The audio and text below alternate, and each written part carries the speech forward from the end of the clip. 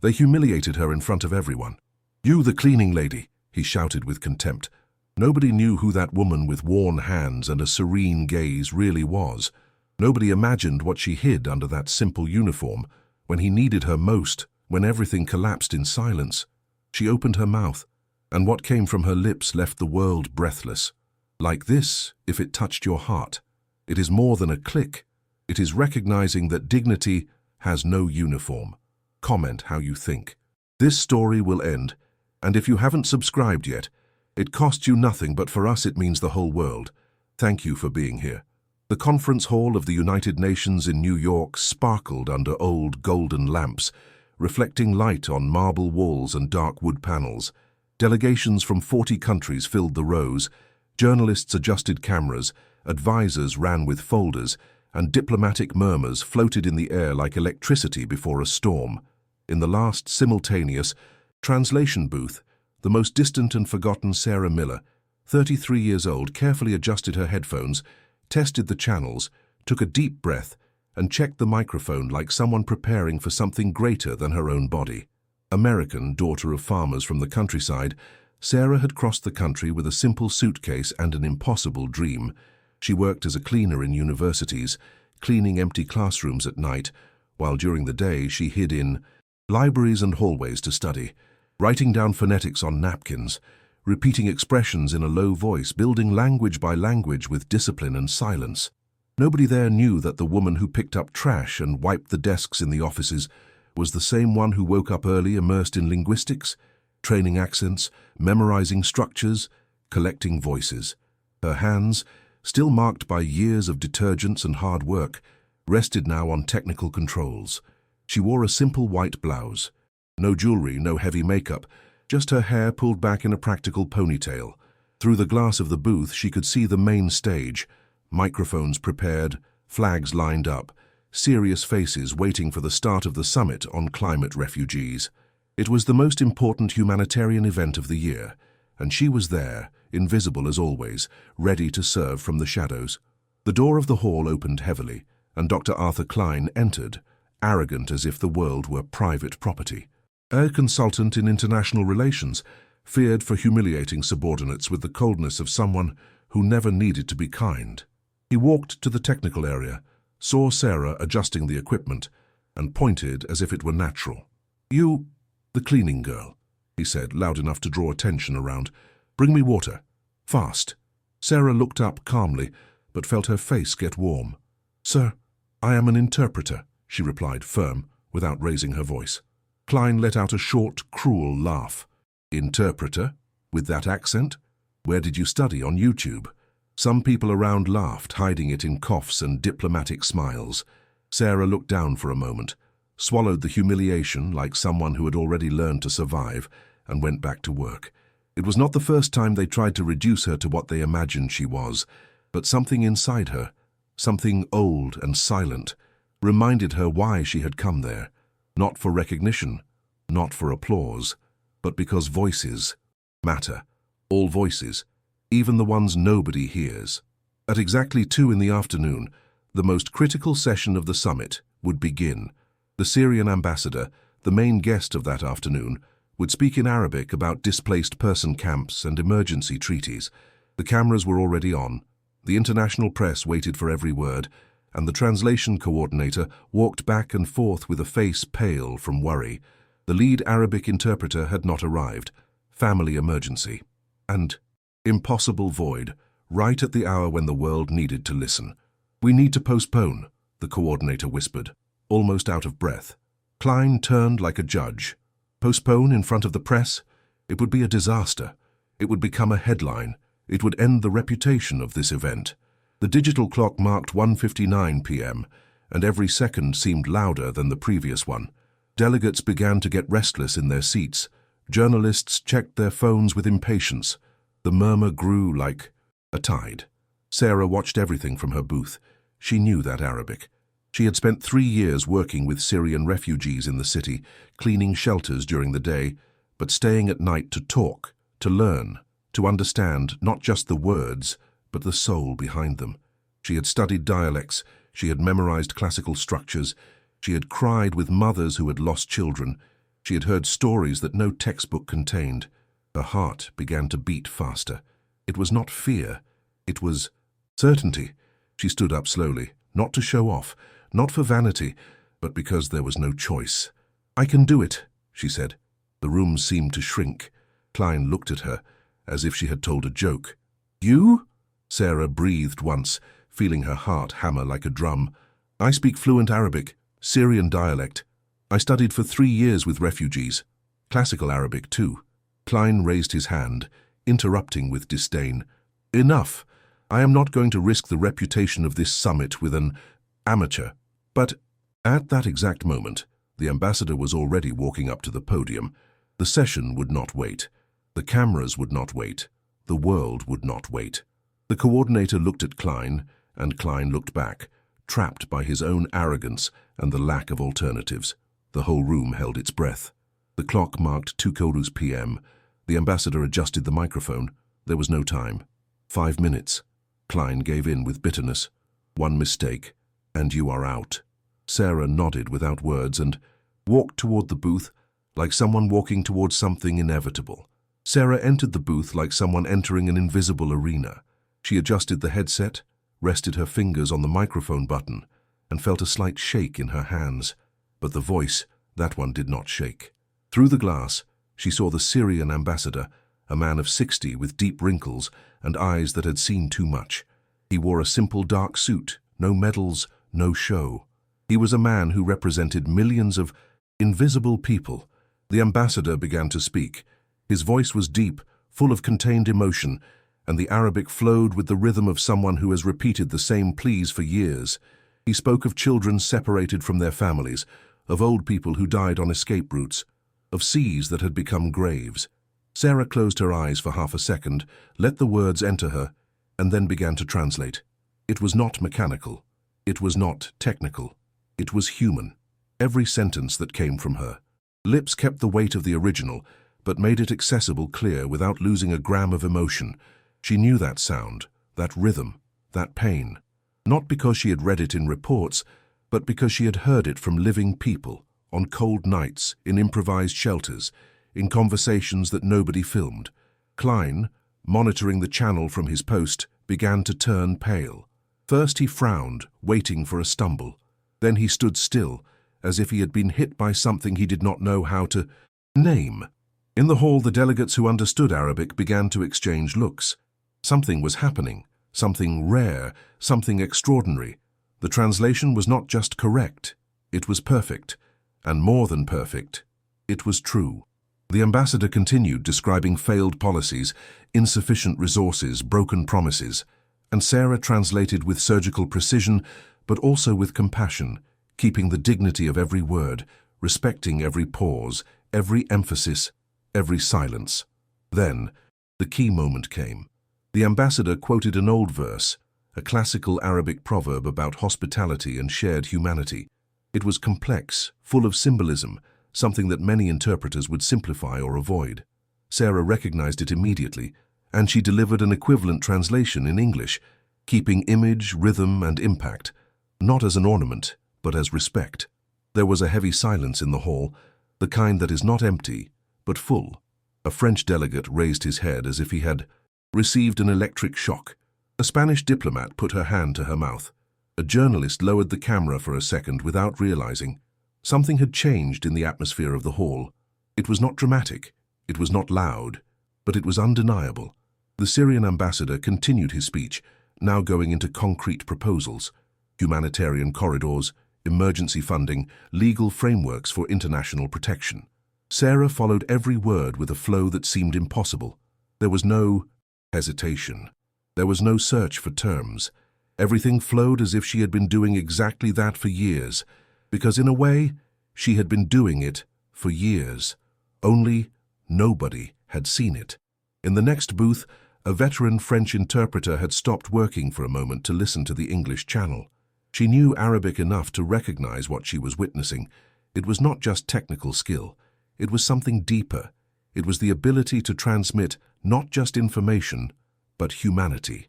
The woman pressed her lips together, moved, and wrote something in her notebook. Who is she?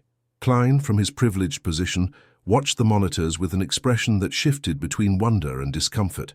He had spent his whole career building walls between people, classifying, ranking, deciding who deserved to be in what space. And now, in front of his eyes, a woman he had tried to humiliate was showing a mastery that he could never reach in any field. The ambassador reached the most emotional part of his speech. He spoke of a 7-year-old girl named Layla, who had lost her family in a bombing and now lived in a refugee camp in Greece. He described how the girl drew houses in the sand every morning, houses with windows and doors, as if she could rebuild her home with her hands. His voice broke slightly when mentioning that Layla no longer spoke, that she had chosen silence as the only way to survive the pain. Sarah translated with tears held in her throat, but with a firm voice. Every word came out clean, clear, precise. She did not add drama. She did not need to. The truth was already powerful enough. When the ambassador spoke the last sentence of his speech, an urgent call for collective action, the silence in the hall was absolute. Nobody coughed, nobody moved. The world seemed to stop for 3 eternal seconds. Then, a single clap broke the silence. It came from an African delegate in the 3rd row. Then another, and another. And in a matter of seconds, the whole hall stood up in a long, rare, honest ovation, as if the world had remembered what it means to truly listen to someone. The Syrian ambassador, surprised by the intensity of the response, looked toward the translation booth. He could not see her clearly through the tinted glass, but he raised his right hand over his heart, in a gesture of deep gratitude. He knew that something exceptional had happened. His message had arrived intact. Sarah turned off the microphone with shaking hands and leaned back in the chair, exhausted but serene. She had not looked for that moment, but she had honored it. Klein approached the booth with short steps, his face changed by an emotion he did not know how to name. When Sarah came out, he seemed smaller, as if something inside him had collapsed. "How?" he whispered, unable to hold on to his pride. Sarah looked at him without aggression, only with the calm firmness of someone who learned not to ask permission to exist. "Competence, Dr. Klein," she replied serene. "It is not measured by the position we hold, but by what we carry inside." He tried to say something, failed, and finally extended his hand with the weight of a real apology. "Forgive me. I was completely wrong." Sarah shook his hand, not because she needed to, but because she chose not to be like him. She had learned a long time ago that dignity is not built by lowering others, but by raising oneself without stepping on anyone. "We all make mistakes," she said simply. "The important thing is what we do after." Klein nodded without words and walked away with his head down. Something had changed in him, something small but irreversible, like a crack in a wall that seemed unbreakable. The translation coordinator, a man named Robert Mendoza, approached with bright eyes. "Sarah, that was extraordinary. How long have you been working for us?" "This is my first official assignment," she replied. "Before, I worked in cleaning." Robert blinked, processing the information. "Cleaning? And where did you learn Arabic like that?" "In the streets, in refugee centers, with the people that nobody listens to." Robert looked at her with a mix of admiration and shame. For years he had been in that building.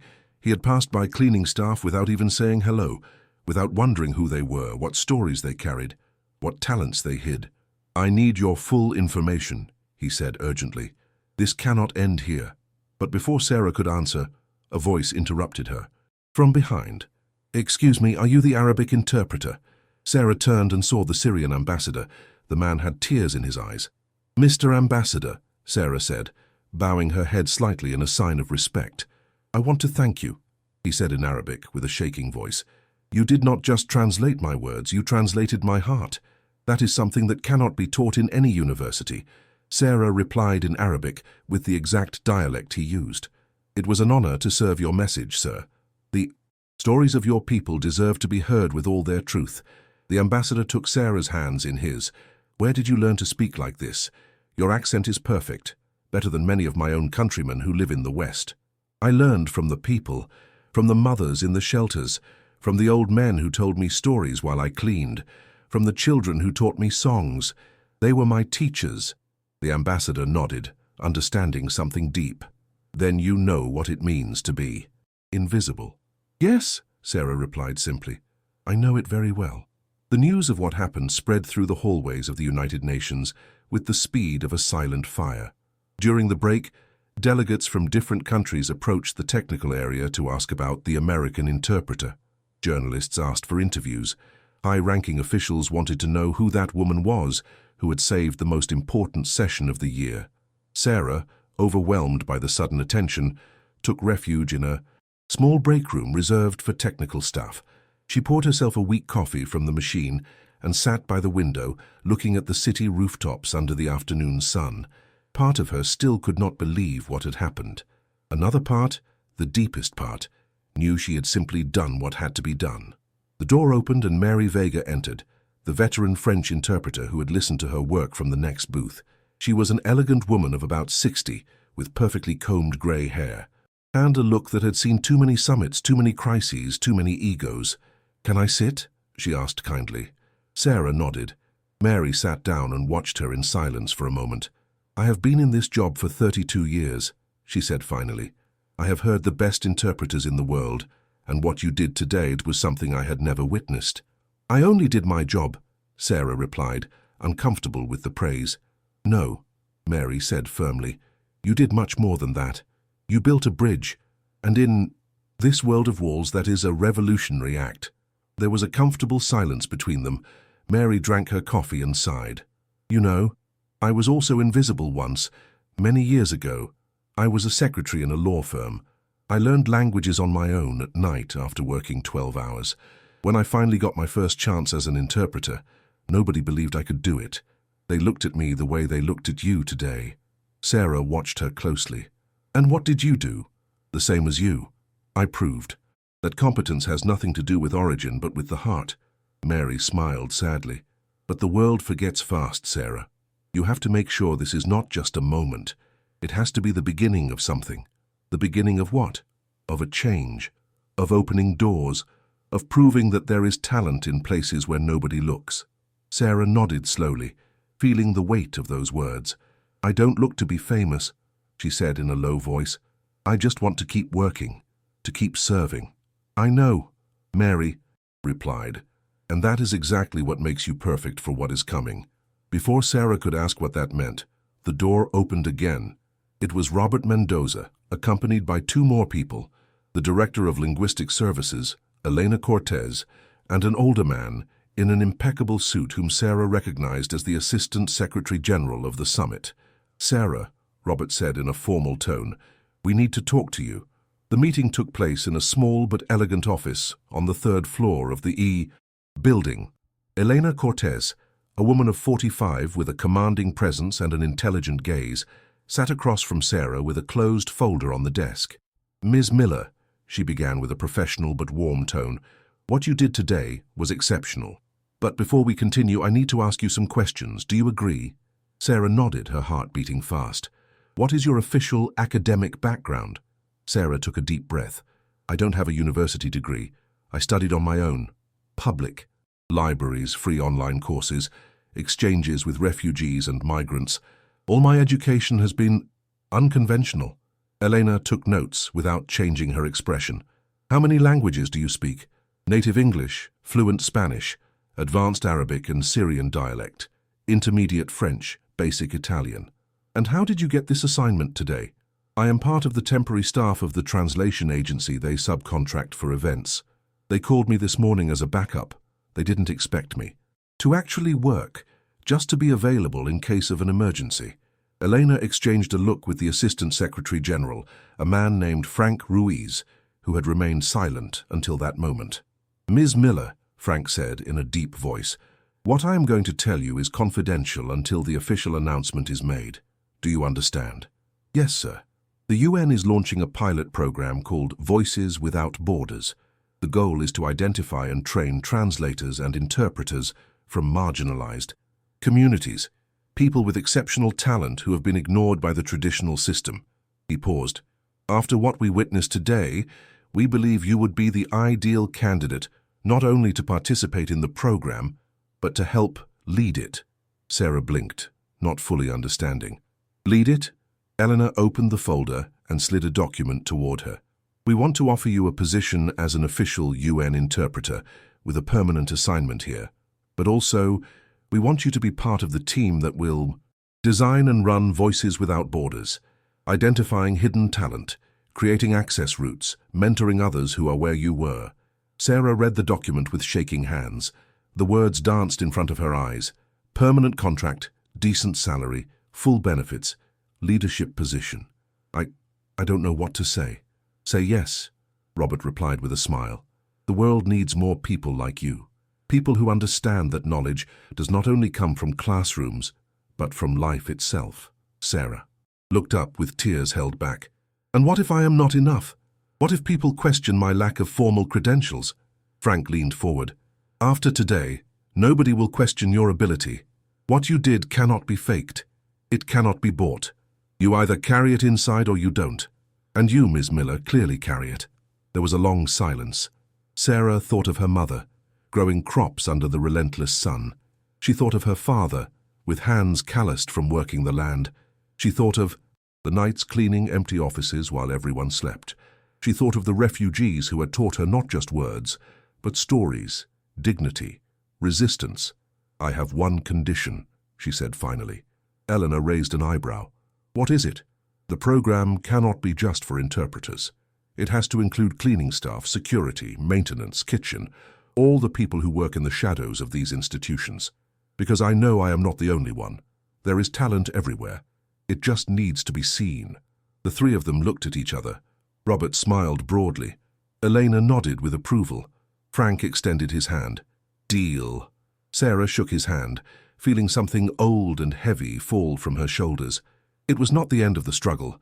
It was just the beginning of something new. That night, Sarah returned to the small apartment she shared with two other women in a modest neighborhood. The building was old, with stairs that creaked and thin walls, but it was home. Her roommates, Paula and Jessica, worked as domestic workers and had been her friends during the hardest years. When she entered, she found them in the kitchen preparing dinner. The smell of beans and rice filled the tiny space. "Sarah!" Paula shouted. "We saw your name in the news. Is it true what they say?" Jessica dropped the spoon. "They say you saved an international conference, that you spoke Arabic like a native." Sarah sat in one of the mismatched chairs and began to tell them everything. She spoke of Klein and his humiliation, of the Syrian ambassador and his speech, of the ovation and the proposal. Her friends listened with wide eyes, interrupting occasionally with exclamations of wonder. When she finished, Paula had tears in her eyes. "I always knew you were special. I always knew. When I saw you studying at 3 in the morning, when I heard you practicing languages in the bathroom so as not to wake us up, I knew something big was going to happen.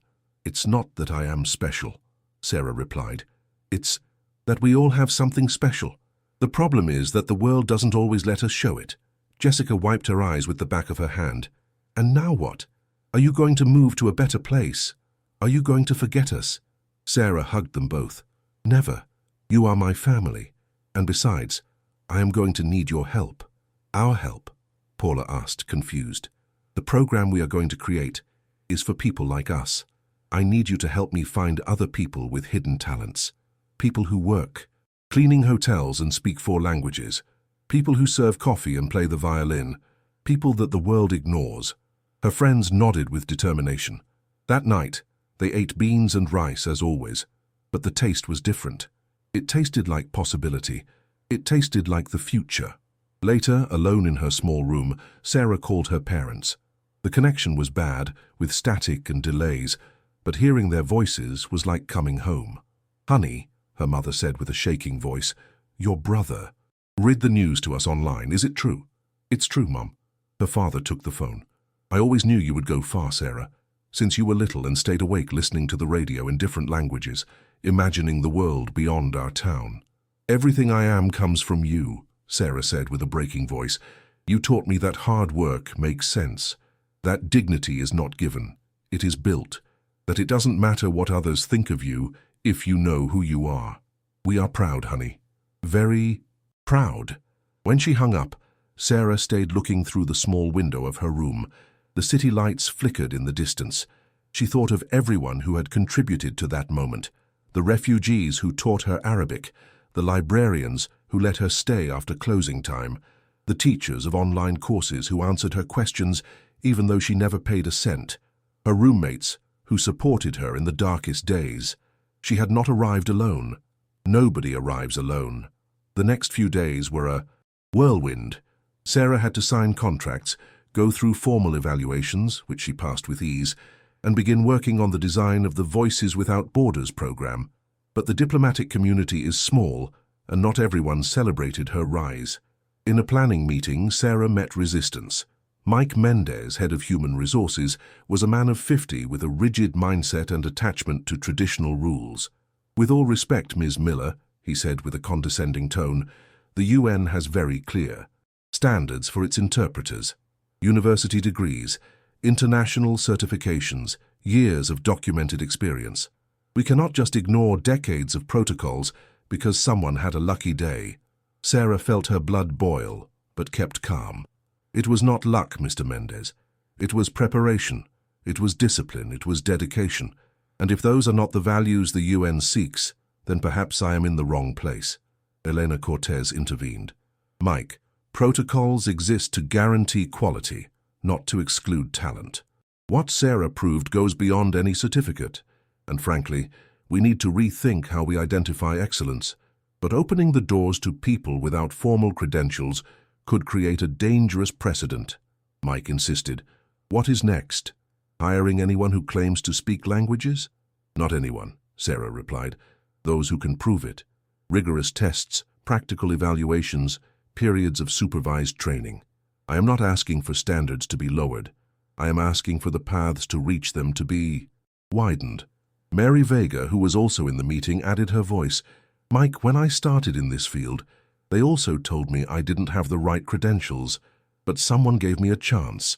And here I am, 30 years later, having served in the most important negotiations of our generation. Do you really want to be the person who closes the door that was opened for me?" Mike leaned back in his chair, clearly uncomfortable, but without solid arguments. The meeting continued, and although there was more resistance, the project was approved. Afterward, Eleanor and Sarah walked together through the hallways. "You are going to face this constantly," Elena said. "People who question your legitimacy. People who wait for you to fail to say, 'I told you so.'"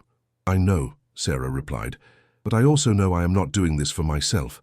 I do it for the girl I was, cleaning classrooms and dreaming of being heard. I do it for all the people who have talent but no access." Elena smiled. "That is why you are perfect for this, because you don't do it for ego. You do it for purpose." 3 weeks after the incident, Voices Without Borders launched its first call for applications. The response was overwhelming. Hundreds of applications arrived. Domestic workers who spoke Tagalog and English, security guards who mastered English and Urdu, cooks who knew Mandarin and French. Sarah and her team designed a selection process in 3 stages: written language tests, live interpretation of complex speeches, and personal interviews to evaluate motivation and potential. They were not looking for immediate perfection, but for the capacity to grow. The day of the practical tests, Sarah arrived early at the evaluation center. The candidates waited nervously in a large room. They were of all ages, of all origins. Some wore worn clothes. Others had hands marked by physical work. All had eyes full of hope. Sarah stood in front of them and spoke from the heart. "I know you are nervous. I know some of you have been waiting for an opportunity like this for years. I know the world has told you that you are not enough, that you don't have the right credentials, that you should settle for less." She paused. "But I am here to tell you that you are enough. That talent does not have a zip code. That excellence does not need fancy last names. The only thing you need is to show what you can do, and we are going to listen." An older man in the first row, in a janitor's uniform, timidly raised his hand. "Yes," Sarah said. "Is it true that you also worked in cleaning?" "Yes, for 5 years." "And you were never ashamed?" Sarah shook her head. "Never. Honest work is not a reason for shame. What is shameful is a world that values titles more than people." The man nodded, with tears in his eyes. Others in the room murmured among themselves, strengthened. The evaluations began. A young man named Omar, who worked delivering food on a bicycle, proved an extraordinary command of Arabic, French, Spanish, and English. A Filipino woman named Teresa, a domestic worker for 15 years, translated from Tagalog with a precision that impressed the panel. A man named David, a night guard, showed exceptional skills in Portuguese and Italian. At the end of the day, Sarah and her team met to evaluate the results. From 120 candidates, they selected 20 for the first group of the program. They were not the 20 with the best spelling or perfect pronunciation. They were the 20 with the most potential, most determination, most capacity to grow. Robert Mendoza checked the list and smiled. This is going to change lives. It is already changing them, Sarah replied. 6 weeks after the initial incident, Klein requested a meeting with Sarah. She accepted, curious but cautious. They met in a neutral coffee shop near the United Nations building. Klein arrived on time, but different. He did not wear his usual impeccable suit, but more casual clothes. He did not walk with the arrogance of before, but with something that looked like humility. "Thank you for agreeing to see me," he said, sitting across from her. "What did you want to talk about?" Sarah asked direct. Klein took a breath. "I have been thinking a lot about what happened, about how I treated you, about what it represented." He paused. "During my whole career, I have measured people by their credentials, by their origin, by how they fit my expectations, and I missed seeing real people. And why?" "Are you telling me this?" Sarah asked without hostility, only with genuine curiosity. "Because I want to do something about it. I want to support your program, financially, logistically, however necessary, not to wash away my guilt, but because I believe it is the right thing." Sarah studied him in silence. She could see that the change was genuine, though incomplete. Klein still had a lot to learn, but at least he was willing to try. "Okay," she said finally, "but on one condition." "What?" "That you don't just give us money, that you come to the training sessions, that you meet the participants, that you listen to their stories, that you unlearn your prejudices, working alongside the people you used to ignore." Klein nodded slowly. "I accept," and he kept his word. In the following weeks, Klein showed up regularly at the program sessions. At first, the participants mistrusted him, and with reason, but he did not give up. He listened to Omar talk about fleeing the war. He listened to Teresa describe years of separation from her children. He listened to David explain how he studied English, listening to podcasts during his night guard shifts. Slowly, something changed in Klein. He did not become a saint, but he became more human. And when Voices Without Borders needed a defender in power circles where Sarah had no access, Klein used his influence to open doors. It was not full redemption, but it was a beginning. 6 months after the launch of the program, the time came for the first graduation. The 20 participants had completed intensive training, had passed rigorous evaluations, and now were ready to receive official UN certifications as interpreters in training. The ceremony was held in the same hall where everything had started. This time, Sarah was not hidden in a back booth. She was on the stage alongside Elena, Robert, Mary, and surprisingly, the Syrian ambassador, who had asked to be present. The families of the graduates filled the chairs. Restless children, proud parents, siblings recording videos with their phones. It was a loud, warm celebration, completely different from the formal and cold ceremonies that normally occurred in that space. One by one, the graduates walked up to the stage to receive their certificates. Omar in a borrowed but impeccably ironed suit. Teresa in a simple but elegant dress. David with eyes shining with emotion. When everyone had received their certificates, Elena handed the microphone to Sarah. Sarah looked at the audience, took a deep breath and spoke. 6 months ago, I was where many of you are now, invisible, underestimated, reduced to what others saw in my appearance, instead of what I carried in my mind and in my heart. Her voice was firm but warm. This program is not charity. It is not a favor. It is justice. It is recognizing that talent exists everywhere, but opportunity does not. And that when we create access routes, when we open doors, we are not giving a gift. We are correcting a mistake. There was applause, but Sarah raised her hand gently to continue. To the graduates, I say, the road does not end here. It starts here. You are going to face doubts. You are going to face people who question your legitimacy. You are going to have days when you wonder if you deserve to be in those spaces. And in those moments, I want you to remember something. She paused. You did not arrive here by luck. You arrived by effort, by sacrifice, By standing up when the world pushed you down. And that capacity to keep going is the most important proof of all. The Syrian ambassador approached the microphone and asked to speak. Elena nodded. "I come from a broken country," he said in a deep voice. "I have seen how wars do not only destroy buildings but also bridges between people, and I have learned that the only thing that can rebuild those bridges are voices. Voices that translate not just words, but humanity." He looked directly at the graduates. "You are those voices, and the world desperately needs to hear you." The families stood up in ovation. Children clapped without fully understanding why, but feeling that something important was happening. Mothers cried with pride. Fathers hugged their children tightly, as if they wanted to protect that moment forever. After the ceremony, there was an informal reception. Sarah walked among the groups, listening to stories, sharing laughs, feeling that for the first time in a long time, she was exactly where she should be. Klein approached with an older woman by his side. "Sarah, I want to introduce you to someone. This is my mother, Ingrid."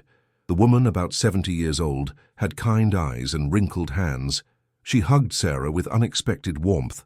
"My son has told me everything," she said in German, which Sarah understood. "I want to thank you for teaching him something I couldn't, that the value of a person is not in their position, but in their character." Sarah, surprised, replied also in German. "Your son is learning, and that is already a lot." Ingrid smiled with sadness. "I also worked cleaning houses when we arrived in Germany after the war. Arthur was little and doesn't remember, but I do, and it always hurt me to see how, as he grew up, he forgot where we came from.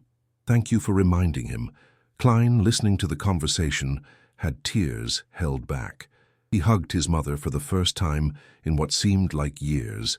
The night went on, and the celebration continued. Omar had become friends with David, and both talked animatedly about the differences between dialects. Teresa taught words in Tagalog to a group of fascinated children. Mary Vega shared anecdotes with other veteran interpreters who had come to support. Robert approached Sarah with a glass of wine in his hand. "Do you know what is the most beautiful thing about all this?" he said. "That it is not just a training program. It is a community, a family." Sarah nodded, looking around with moist eyes. "That is what it always should have been." When the party ended and everyone left, Sarah stayed alone in the empty hall. She sat in one of the chairs and looked toward the stage where she had received so much applause. But her gaze drifted to the translation booth at the back, that forgotten booth where everything had started. She stood up and walked there. She opened the door and sat in the same chair as that day. The technical controls, the microphone, the headphones, everything was the same. But she was not. She had changed, and with her, something bigger had started to change. She closed her eyes and whispered a silent prayer of gratitude for the refugees who taught her, for the librarians who let her study, for her friends who held her up, for her parents who taught her dignity, for all the invisible voices that had turned her into who she was. When she left the hall, the moon shone over the city, and Sarah Miller walked home, feeling that for the first time in her life, the world was exactly the right size. The following months brought changes that nobody had fully anticipated. Voices Without Borders was not just transforming individual lives, it was questioning entire structures, generating uncomfortable but necessary conversations in halls of power. Other international institutions began to ask about the program with genuine interest. The European Union requested a formal presentation.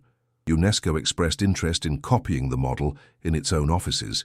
But the deepest impact, the most significant one, happened in less visible places, far from cameras and headlines. In a public hospital, a doctor named Claire saw the program in the newspaper during her lunch break. The article included a photo of Sarah alongside the first graduates. Claire put the coffee aside and thought immediately of Maria, the woman who cleaned her office every night. She had noticed curious things for months. Maria always left the papers on the desk organized impeccably by alphabetical or chronological order. She subtly corrected grammar mistakes on sticky notes on the board. She organized medical files with a system more efficient than that of the official administrative staff.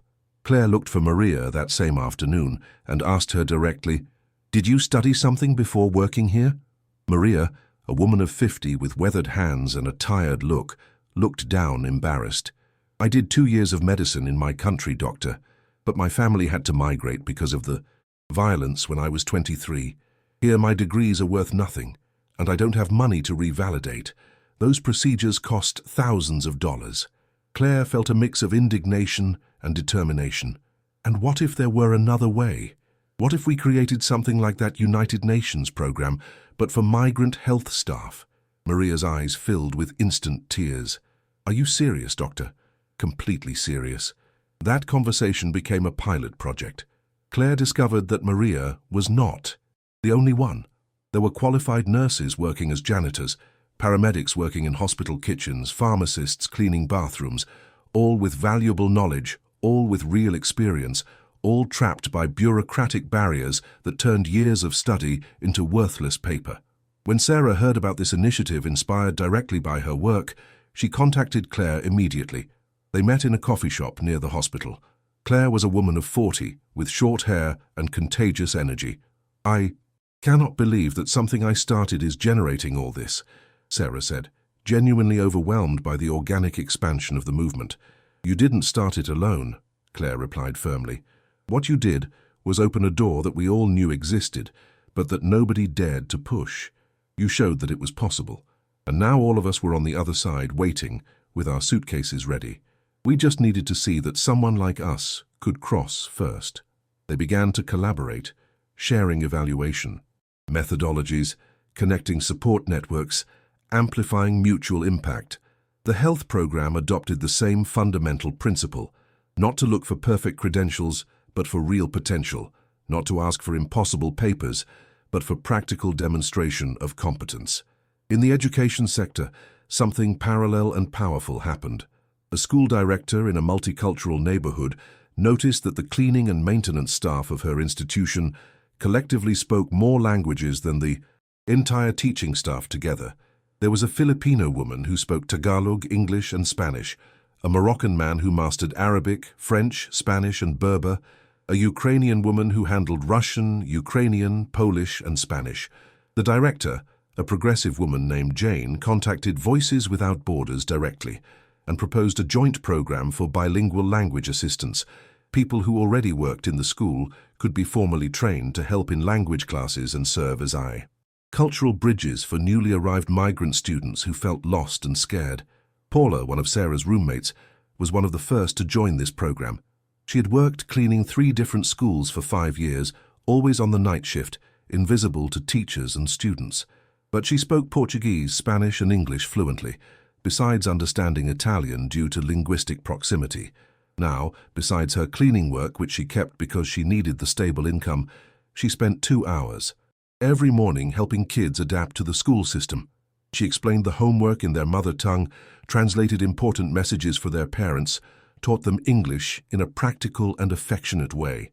"Sarah," she said one night while they had dinner in the apartment, "I never thought my life could be like this, that I could wake up every day feeling that I do something that really matters, that when those kids see me in the hallway, they run to hug me because I am the person who makes them feel less alone."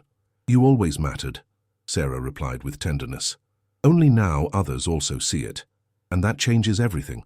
Jessica, the other roommate, found her own path in an unexpected way. She had learned graphic design completely on her own for years, using free YouTube tutorials and software, creating flyers and logos for small community businesses that could not pay professional agencies. With the support of the mentoring program associated with Voices Without Borders, which connected emerging talents with established professionals, Jessica refined her skills and built an impressive portfolio. She finally got a job in a mid-sized advertising agency that specifically valued her unique multicultural perspective and her ability to design campaigns that resonated with diverse communities. The 3 friends still lived together in the same small apartment, no longer because of economic necessity now, but by conscious and deep choice. That space represented something irreplaceable: their shared roots, their common struggle, the tangible reminder of where they came from and why they kept fighting. It was their emotional anchor in the middle of the dizzying change. Meanwhile, the first 20 graduates of Voices Without Borders began to work on real assignments that were increasingly complex. Omar was assigned to a long-term project on the refugee crisis. translating heartbreaking testimonies and technical documents. Teresa worked on cases related to migrant workers, especially domestic workers who faced abuse. David specialized in technical translations for international infrastructure projects. Every one of them faced hard moments of doubt. There were inevitable mistakes, moments of panic where imposter syndrome threatened to consume them whole. But there were also small and large triumphs, moments where their lived knowledge made differences that no traditional interpreter, however brilliant, could have achieved. Omar, translating the testimony of a refugee for an asylum case, recognized specific expressions that revealed crucial details about the persecution the man had suffered. An interpreter without that lived experience would have missed those nuances. His cultural precision helped the case get approved. A whole family was able to start over. Teresa, working on a case of a domestic worker who faced systematic labor abuse, was able to catch cultural nuances in the testimony that explained why the woman had taken years to report it. She understood the dynamics of shame, family obligation, fear of deportation. Her interpretation was not just technically correct, it was culturally aware and empathetically deep, allowing the judges to understand the full context. David discovered a critical error in the translation of a multi-million-dollar construction contract that would have cost huge overruns. His practical knowledge of technical terminology in 3 languages, acquired during years working on construction sites before, being a night guard, allowed him to see what certified translators had missed. Every success generated more institutional trust, more professional recognition, more opportunities, and every opportunity served as irrefutable evidence that the model worked, not because of condescending charity, but because of real and tangible competence. Mike Mendez, the head of human resources, who had initially opposed the program with bureaucratic vehemence, had to publicly recognize in an executive committee meeting, "I was completely wrong. The results speak for themselves in a convincing way. These interpreters do not just meet our standards. In many cases, they exceed them because they bring something that no university can teach: lived experience, real empathy, deep understanding of contexts that are only learned by living them." Elena Cortez, who had supported the program from the start with unbreakable conviction, took that moment of recognition to propose the next ambitious phase. "We cannot stay only here. There is invisible talent in every city, in every community in the world. If we really want to change the system in a structural way, we have to do it at scale. We have to prove that this is not an exception, but a replicable model." The proposal was approved with enthusiasm by the committee, and Sarah, who had never imagined leading something of this size, found herself coordinating with directors of institutions worldwide. Her story had become an international symbol, but she flatly refused to stay only in empty symbolism. She worked 18 hours a day, answering hundreds of emails, designing curricula adapted to each context, training mentors, making sure every new chapter of the program kept the integrity and values of the original. There were nights where physical and emotional exhaustion threatened to defeat her completely. Nights where she considered quitting, delegating, stepping back. But then she received a message from Omar telling her about his latest successful assignment, or a call from Teresa describing how she had helped another domestic worker escape an abuse situation, or a video of David teaching English for free to refugees in a shelter during his free time, and she remembered viscerally why all this mattered, why it was worth every hour of sleep lost.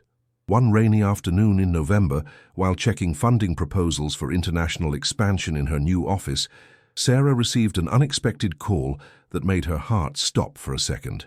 "Ms. Miller, this is Ambassador Ahmed. I have something very important to show you. Something that I believe will change your perspective on everything you have achieved. Can you come to the consulate tomorrow?" Intrigued and slightly nervous, Sarah accepted without hesitation. The Syrian consulate was a small and discreet building on a quiet street, marked only by a bronze plaque next to the door. When Sarah arrived that grey Thursday afternoon, with the first autumn rains hitting the sidewalks, Ambassador Ahmed received her personally at the entrance, something completely unusual for a diplomat of his rank. He wore a dark grey suit, more informal than his official outfits, and his normally serious eyes shone with a contained emotion that Sarah had never seen in him. "Thank you for coming on such short notice," he said, shaking her hand with genuine warmth. I know your schedule is incredibly busy now, coordinating the international expansion, but this could not wait one more day. There is someone very special who has been waiting to meet you. He guided her through a hallway decorated with black and white photographs of Syria from before, Damascus, with its old markets full of spices and fabrics, the majestic Umayyad Mosque under the sun, children playing in cobblestone squares surrounded by pigeons. Every image was a painful reminder of what the war had destroyed, but also a testimony of what they fought to preserve in memory, and one day, rebuild. They reached a small but carefully decorated reception room with hand-woven Syrian rugs, cushions embroidered with gold thread, and a low table with mint tea already served in traditional glasses. The sweet and minty aroma filled the space. There, sitting on a green velvet sofa next to an older woman with completely grey hair pulled back in a bun, waited a girl of about 8 years old. She wore a simple light blue dress, but impeccably clean, with a small white flower embroidery on the collar. Her black and silky hair was pulled back in 2 neat braids, tied with light blue ribbons. Her large eyes, dark like deep wells, watched everything with a disconcerting mix of normal childhood curiosity and a devastating maturity that no child should ever possess. "Sarah," the ambassador said with a voice that shook visibly, "I want to introduce you to Layla." Sarah felt her heart stop completely, as if time itself had frozen. The air in the room seemed to become thicker, heavier. Her legs felt weak. Layla, the girl from the speech, the girl who drew endless houses in the sand of the refugee camp, the 7-year-old girl who had lost her whole family in a night bombing and had chosen absolute silence as the only way to survive the unbearable pain. "But," Sarah could barely speak, her voice coming out as a broken whisper, "I thought she was in Greece, in the refugee camp near Athens. The last news I read. She was there, yes, until exactly 3 weeks ago," the ambassador interrupted, sitting next to Layla and resting a protective hand on her small shoulder. "Thanks to the massive international attention that speech generated, thanks to your precise and emotional words reaching the right people in power positions, several important humanitarian organizations moved immediately. UNHCR increased the search for relatives, Save the Children assigned specialized therapists, the Red Cross sped up procedures that normally take years. The older woman, with a face lined by deep wrinkles that told stories of decades of hard life but also of unbreakable love, spoke. Her voice was soft but firm. "I am Amina, Layla's grandmother, her only living family. We had lost each other during the chaos of the evacuation of Aleppo in 2016. It was at night, there were bombings, people ran in all directions screaming. I spent 2 whole years searching for her desperately through all the refugee camps. I checked every database, every list, every blurry photo. It was thanks to the international media stir. That speech generated that finally a Dutch humanitarian worker in the Greek camp recognized her name in a report and contacted me." Sarah put a shaking hand to her mouth, the tears already running freely down her cheeks. The ambassador continued the explanation, while Layla remained in silence, watching Sarah with those deep and intelligent eyes. Layla received intensive and specialized psychological treatment with therapists who work specifically with severe childhood trauma in war contexts. It was a slow, delicate process of months, but it was effective. And the most important thing of all, she was reunited with her grandmother Amina. Now both have been officially approved for permanent humanitarian resettlement. A wonderful family here, the Mendozas, has taken them in temporarily with incredible love while we finish all the final bureaucratic residency paperwork. Sarah, with her legs shaking, knelt down very slowly in front of the girl, wanting to be exactly at her height, not to impose her adult presence on someone so small who had already endured so much.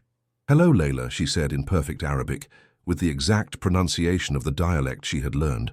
The girl tilted her head with curiosity, clearly surprised to hear her native language spoken with such naturalness by a foreigner.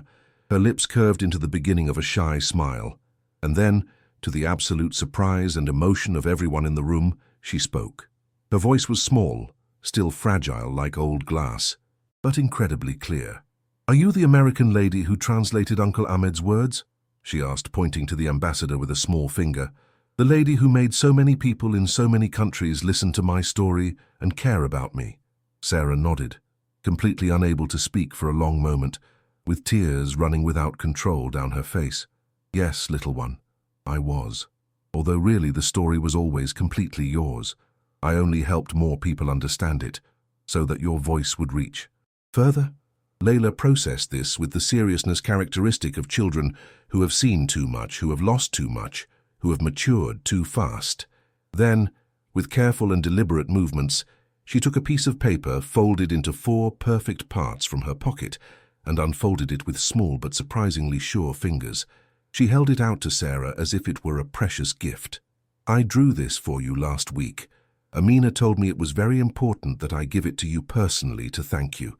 It was a drawing made with crayons, clearly worked with a lot of care and time. It showed a house with perfect square windows and a bright red door in the center. But this house was radically different from the empty and grey structures Layla used to draw in the sand. This house had overflowing life, huge yellow and red flowers around forming a vibrant garden, bright green grass, an intense blue sky without a single grey cloud, and a huge sun with rays that seemed to smile. And in front of the house, walking toward the open door, were 2 figures drawn with sticks but carefully detailed, one large and one small, holding hands. Who are these people? Sarah asked, with a voice completely broken by emotion.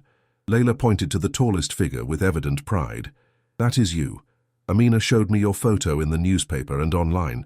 I drew you with long hair like you have. Then she pointed to the small figure. And this is me, because you helped me find my new home. Uncle Ahmed explained.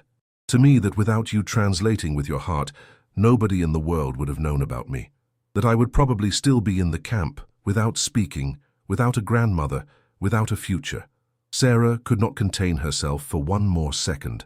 She hugged the girl with infinite care, as if she were the most precious and fragile thing in the entire universe, because at that exact moment, she was.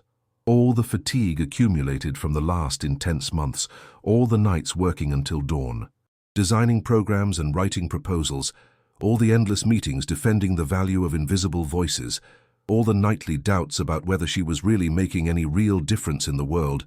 Absolutely everything made perfect and complete sense in that hug. It was not about professional recognition or important titles on fancy cards or programs with sophisticated names. It was about exactly this.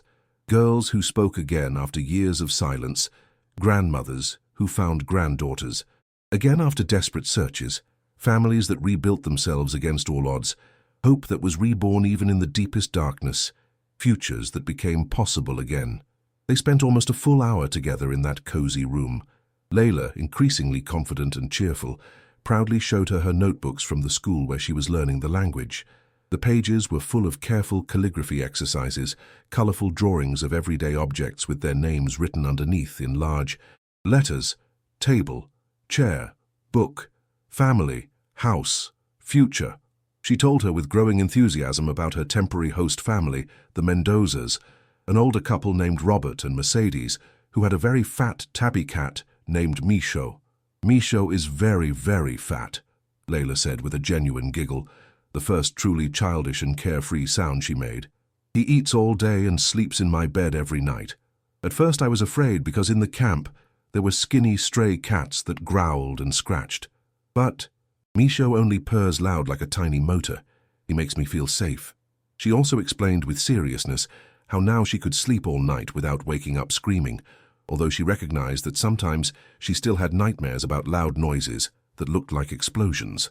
Mercedes had bought a special nightlight in the shape of a moon and stars that projected constellations on the ceiling, and that helped her enormously to feel protected in the dark.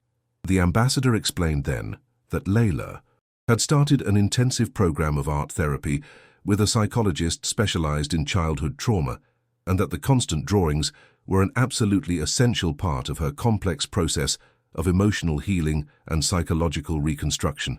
Every house she draws is a bit different, see?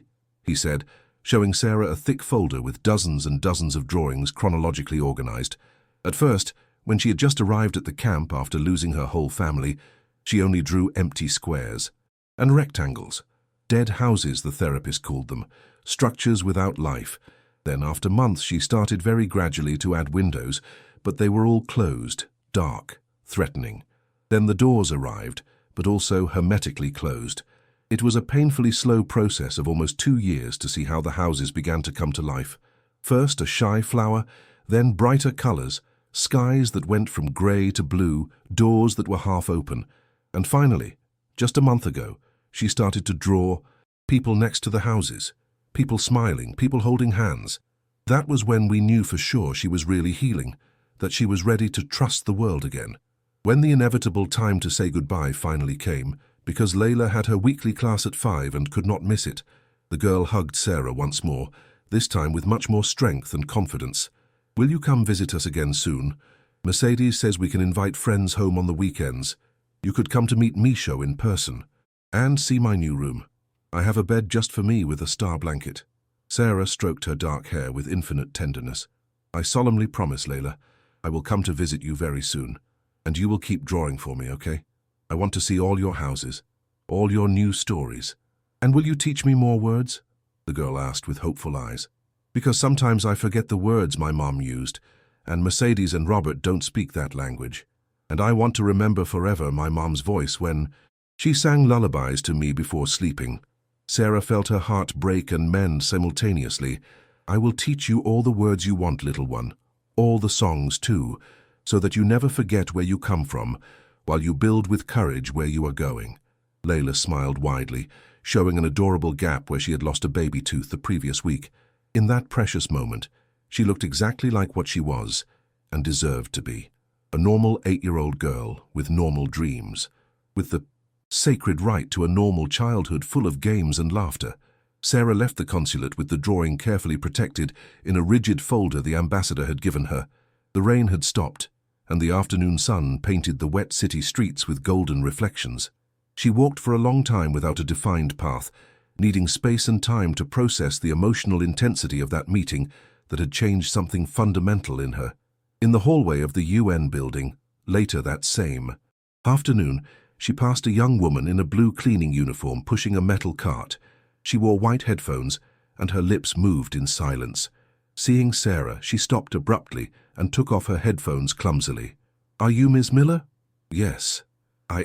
I study languages at night, like you did." Her voice shook. "Do you think one day I also—" Sarah recognized that look immediately. She had seen it in her own mirror for years. "What is your name?" "Alina." "How many languages do you speak, Alina?" "Romanian, Spanish, French, basic Italian." Sarah smiled and took out a card. "Apply to the program, mention my name. I will be waiting for you." Alina took the card like a treasure and hugged Sarah with desperate strength. "Thank you. Thank you." That night in her apartment, Sarah had dinner with Paula and Jessica. She told them everything about Layla, about the drawing, about Alina. Her friends listened, understanding every word deeply. In her room, she hung Layla's drawing next to the photo of her parents and her official certificate. The 3 objects together told her full story. Her mother wrote to her, "We are proud not only of what you achieved, but how you did it, with dignity, without stepping on anyone." Sarah replied, "Everything I am comes from you." She closed her eyes and whispered in the dark, "Every voice deserves to be heard. Every person deserves to be seen. And as long as I have breath, I will keep opening doors." In different corners of the city, Alina marked the date of the call for applications. Layla drew her new family, and in the forgotten booth the space was full of promise, because that small place had proven something essential, that greatness does not need pompous titles. Sometimes it arrives in silence from the margins, and when it is seen, it transforms everything. One voice at a time, one life at a time. Competence is not measured by the position we hold, but by what we carry inside, and true greatness is in lighting the light so that others can also shine.